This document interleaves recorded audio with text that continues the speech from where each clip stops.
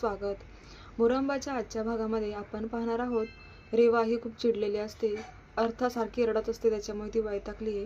ती म्हणते की अगं बाई शांत बस ना, किती रडशील अजून. हिला कसं गप्प करू तेच कळत नाही. आणि अभिला म्हणते की अभि बघ ना रे, तू तरी घे ना हिला, किती रडते ही. अभि तर कानालाच हात लावतो आणि कान बंद करून म्हणतो की तू शांत कर तिला.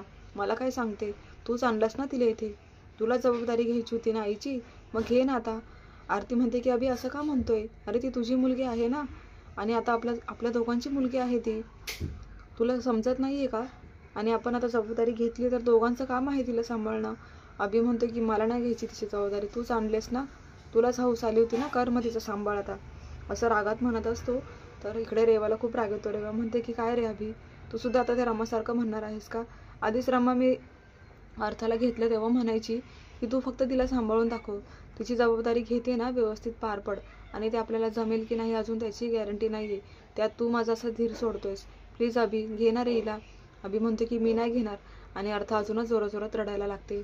तेव्हा ते दोघंही विचार करत असतात की हिला कसं शांत करायचं.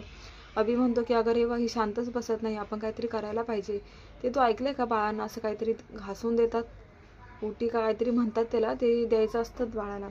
रेवा म्हणते की खरंच का, असं आहे ना, मग आपण करूयात ना तसं. अभि म्हणतो एक औषध पण असतं, ते बाळाला दिलं ना की बाळ लगेच झोपतं. रेवा म्हणते की नाही रे अभि, असं काय औषध वगैरे द्यायचं ना अर्थाला, तिला काय झालं मग.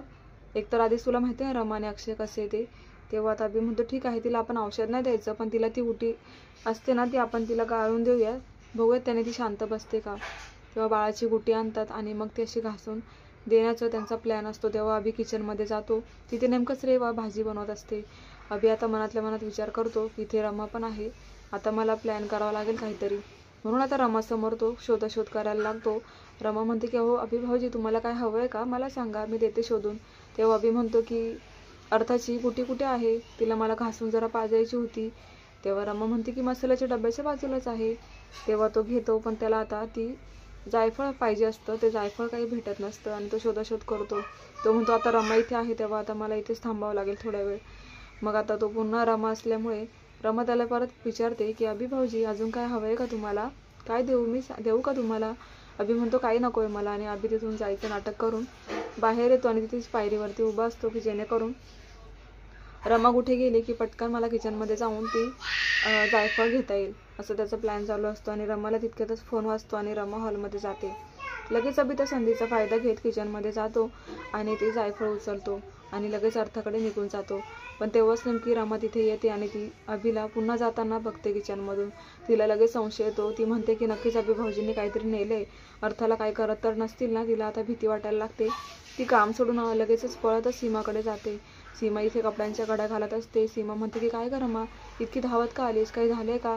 रमा म्हणते की अहो आई, मला खूप टेन्शन आले, अभि भाऊजी किचनमध्ये आले होते आणि त्यांनी ना काहीतरी नेलंय, ते काहीतरी शोधाशोध करत होते, पण ते मला काहीच नाही बोलले, काय असेल आई, मला खूप भीती वाटते.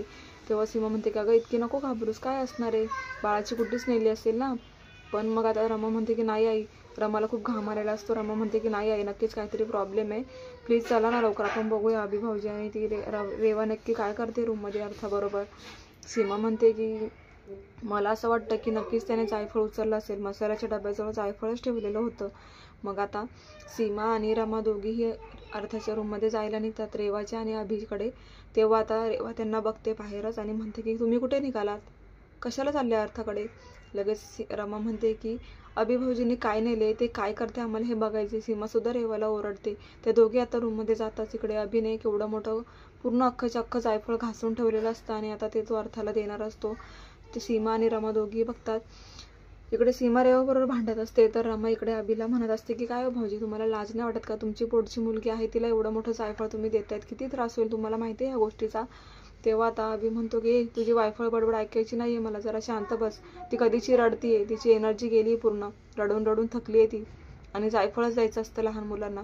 रमा म्हणते मला माहिती आहे जायफळ देता, पण त्याचं प्रमाण पण असतं, हे एवढं मोठं जायफळ तिला देणार आहात का तुम्ही, तुम्हाला माहिती नाही तर विचारता येत नाही का, मी विचारलं तेव्हा तुम्ही काहीच नाही बोलले.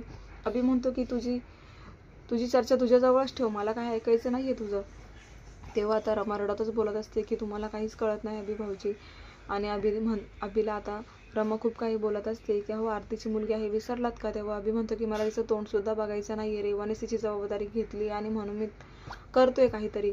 तेव्हा तर रमा म्हणते, जर तुम्हाला जबाबदारी घेता येत नाही तर कशाला घेता तुम्ही जबाबदारी. अभि म्हणतो की ती माझी मुलगी आहे, काय करायचं ते मी बघेल. रमा म्हणते, तुम्हाला आत्ता दिसते का तुमची मुलगी आहे ते? इतक्या दिवस का नाही दिसलं? जेव्हा अक्षय आणि मी सांभाळत होती तेव्हा बरे तुम्ही म्हटले नाही की ही माझी मुलगी आहे असं.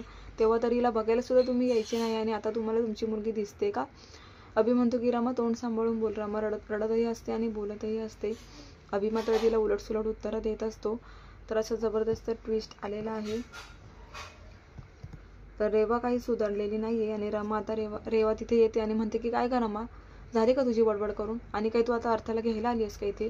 रमा म्हणते, हो, तुमची जबाबदारी तुम्ही किती चांगल्या प्रकारे सांभाळताय ना ते दिसते आम्हाला. कधीपासून ती रडते ती मुलगी, तिला सांभाळायचं सोडून तिला गुटी देऊन तुम्ही तिला शांत करणार होते का? लहान बाळे रडणारच ना, आणि त्याच्यात इतकं कंटाळण्यासारखं काय आहे? तूच घेतली आहेस ना जबाबदारी. तर रेवा म्हणते की हे बघ रमा, तू तिला नेऊ नाही शकत अर्थाला, आणि जर तुला न्यायचंच असेल आत्ताच तर मग तुला आई आजींची परमिशन घ्यावी लागेल. रमा म्हणते, का मी परमिशन घ्यायची? मी सांगते आई आजींना. किती कधीपासून ती रडते, मला बघवत नाही आता अर्थाचे असे हाल. तुम्ही तिला व्यवस्थित बघत नाही, याच्यापेक्षा ती माझ्याकडेच बरी होती. तर सीमा कपड्यांच्या घड्या करत असताना अक्षयचा कॉल येतो आणि मग अक्षय म्हणत असतो की आई मी ऑफिसमधून निघालोय, तर आता अर्थाची शॉपिंग करायला जातोय मी. तेव्हा सीमा म्हणते की हो जा ना बाळा, काही नाही, या तुम्ही रमाला पण घेऊन जा. आता रमा आणि अक्षय दोघंही एका ठिकाणी भेटतात आणि ते एका शॉपमध्ये गेलेले असतात. तिथे ते अर्थाची शॉपिंग करत असतात. तेव्हा आता तिथे शशिकांतने अक्षय आणि रमाचा पाठलाग केलेला असतो.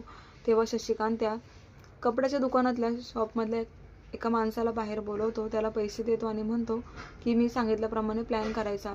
तेव्हा आता तो शॉपमधला माणूस बाहेर जातो आणि शटर खाली करून बंद करून लॉक लावून बाहेर निघून जातो. तर मग आता अक्षय आणि रमा त्या दुकानदाराला शोधत असतात. तर तिकडे त्यांना दिसतं की शटर कोणी बंद केले, म्हणजे आपण अडकलो का? आणि मग आता अक्षय आणि रमाला धक्काच बसतो. ते खूप वेळ आवाज देतात पण कोणीच रिस्पॉन्स देत नाही. मग आता अक्षय ते शटरच्या बाजूला कान लावून बाहेर कोणाचा तरी आवाज येत असतो ते बघतो. तर त्याच्या लक्षात येतं की बाहेर कोणतरी बोलते, म्हणून तो ऐकण्याचा प्रयत्न करत असतो. तर तिकडे आता शशिकांत त्या माणसाबरोबर हेच बोलत असतो की ह्या दोघांना रात्रभर इथेच कोंडून ठेवायचं. आणि मग अक्षयने ते बोलणं ऐकून रमाला सांगतो तो की रमा, बाहेर शशिकांत आलाय आणि हे शशिकांतनेच केले आपल्याला, त्याने मुद्दामून कोंडलंय, मी त्याचा आवाज ऐकला. मग रमाचेही डोळे उघडतात आणि मग आता ते सीमाला कॉल करून सांगतात की आई आम्ही इथे दुकानामध्ये आलो होतो पण नेमका आवाज जात नसतो, शटर बंद केल्यामुळे नेटवर्कचा प्रॉब्लेम होतो. आणि अक्षय खूप वेळ सीमाला आवाज देत असतो फोनवरती. तेव्हा तोडकं मोडकं सीमा ऐकते की शॉपिंग करायला आलो होतो पण ते दुकान शटर बंद केले आणि ते शशिकांत सुद्धा आहे, असं थोडंफार ती बोलणं ऐकते. पण ती म्हणते तुम्ही नीट आहात ना, व्यवस्थित राहा. पण अर्थाची काळजी आता अक्षय आणि रमाला लागून राहिलेली आहे. तर प्रेक्षकांना असा जबरदस्त ट्विस्ट आलाय. सीमा त्यांना म्हणत असते की तुम्ही टेन्शन घेऊ नका, तुम्ही फक्त व्यवस्थित आहात ना, एवढंच खूप आहे, अर्थाला मी बघेल. तर मग प्रेक्षकांनो, आता शशिकांतने ही चाल केलेली होती हे अक्षयला कळालंय. तर पुढे आता अक्षय आणि रमाला कोण सोडवणार का, तिथे सीमा जाणार का, त्यांना दोघांना वाचवणार का, हे आपल्याला पाहायचंच आहे. शशिकांत असे नवनवीन प्लॅन करत आता मुद्दामून अर्थाला एकटं टाकलं हे असं आयाजीनं त्याला दाखवायचं असतं. तर मग आता पुढे असं जबरदस्त ट्विस्ट आलेलं आहे. पाहत रहा मुरंबा. अशाच मालिकांचे अपडेट्स बघण्यासाठी चॅनलला नक्की सबस्क्राईब करा. नोटिफिकेशनच्या बेल आयकॉनवर ऑलवरती क्लिक करा, म्हणजे रोजचे अपडेट्स तुम्हाला वेळेवर पाहायला मिळतील. मग आपण भेटूया उद्याच्या भागामध्ये. खूप रंजक असं वळण आलेलं आहे. रेवाकडून अर्थाला रमाने घेतलंय, पण मग आता रमा आणि अक्षयकडे अडकल्यामुळे अर्था खूप रडते आणि मग आता तिचा सांभाळ कोण करणार, तिला बघणार कोण, हेच आपल्याला पाहायचंय. पाहत रहा मुरंबा.